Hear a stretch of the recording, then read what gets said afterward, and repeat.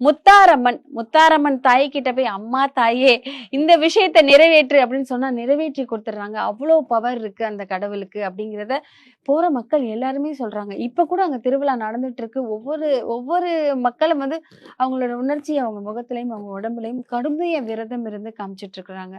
So Mutharamman கிட்ட போய் இத கேட்டா உடனே கொடுப்பா அப்படின்னா என்ன மேம்? என்ன விஷயத்துக்காக முத்தாரம்மன் ஒண்ணுமே இல்ல. நிறைய பேர் வந்து கோவில்ல போய் லிஸ்ட் கொடுத்துட்டு இருக்காங்க.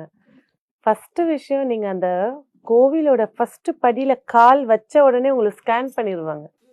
எதுக்காக இந்த குழந்தை வந்திருக்கு அப்படிங்கிற முழு விஷயமும் அங்க போயிடும்.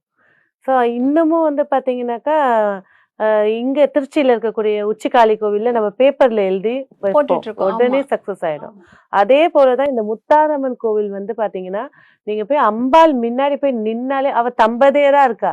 வரவளுக்கு மங்களத்தை கொடுக்கறதுக்குன்னு தான் அவ உட்கார்ந்து இருக்கா. அதுவும் முத்துன்ற போது நவகிரகத்துல சந்திரனை சார்ந்தது.